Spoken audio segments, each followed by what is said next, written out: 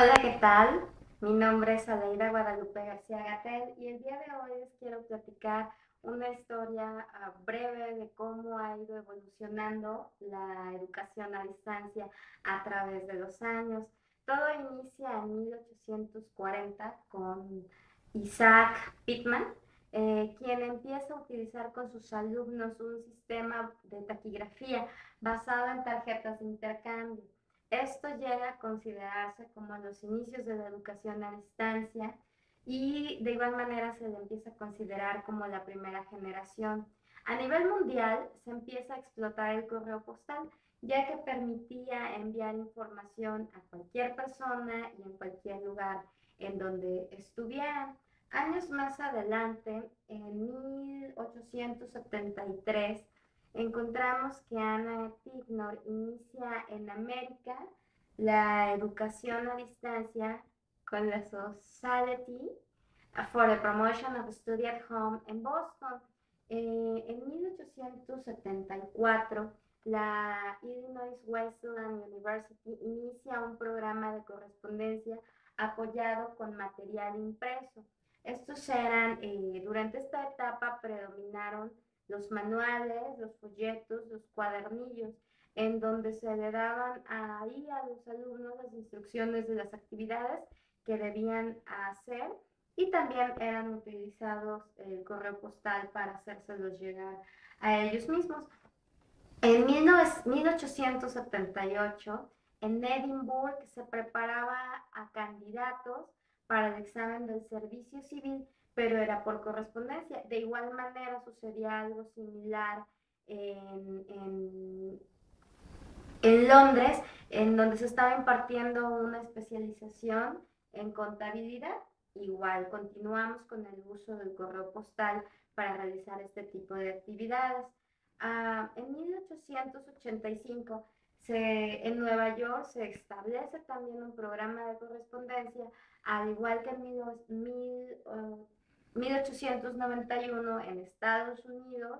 En la Universidad de Wisconsin también se establece un curso universitario por correspondencia para todos aquellos trabajadores que no podían abandonar sus trabajos para ir a los campos en donde se estaba impartiendo estas clases. En 1898, la Casa Hermos ofrece un primer curso de correspondencia que se le llamaba Teneduría de Libros, con una matrícula muy grande de 150,000 alumnos. Esto posibilita la enseñanza de nivel secundaria a unos miles de estudiantes, de acuerdo al autor. En 1903, en España, se crea la Escuela Libre de Ingenieros por Correspondencia y quien protagoniza todo este movimiento es Julio Cervera. En 1914 se crean tanto en Noruega como en Alemania las primeras instituciones de educación a distancia para ambos países, ¿no? En 1921, en Estados Unidos, se otorga la primera licencia de radio educativa emitida por el gobierno precisamente de los Estados Unidos, a Later Day Saints University of Lake City.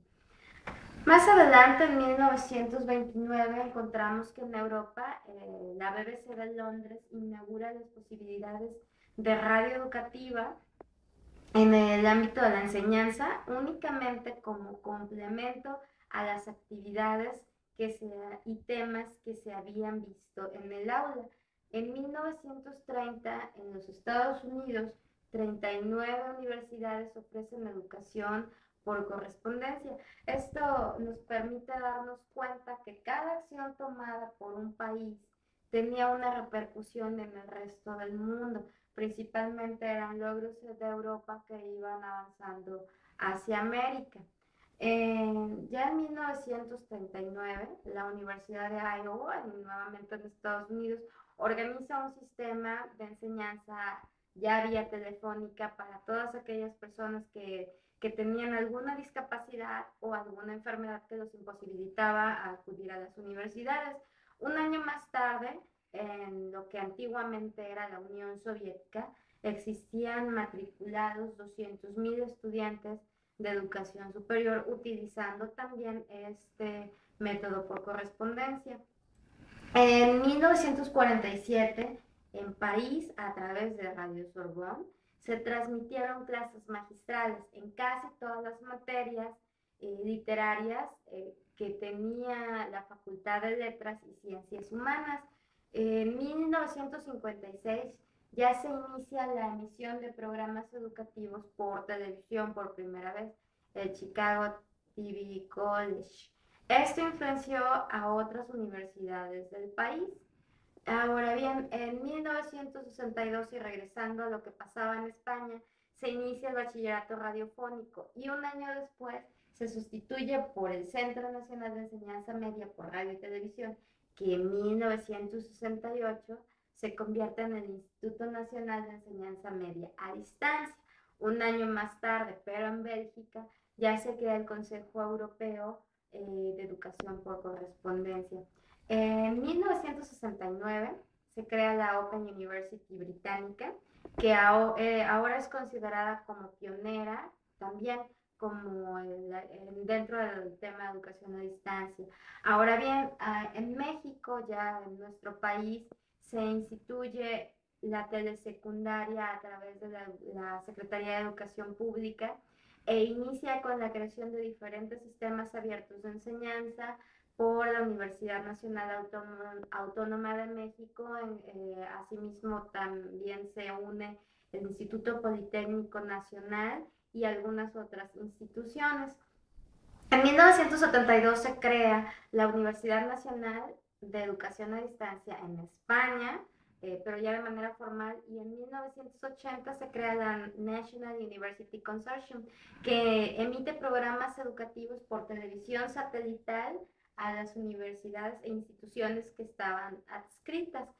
Cabe destacar que ya en los años 80 empezamos a utilizar la computadora, ya se inicia la videoconferencia, se utilizan sistemas multimedia como lo es el correo electrónico, y esto nos permite tener una interacción más rápida y eficiente entre el profesor y entre el alumno.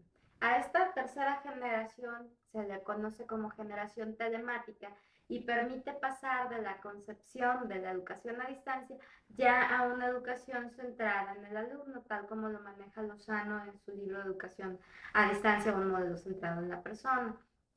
En 1995 ya se inicia la comunicación vía Internet, que es una enseñanza virtual basada en tecnologías múltiples, pero ya se utiliza la red para obtener una retroalimentación entre alumno y profesor, y aquí ya tenemos lo que es el manejo de la comunicación sincrónica y asincrónica.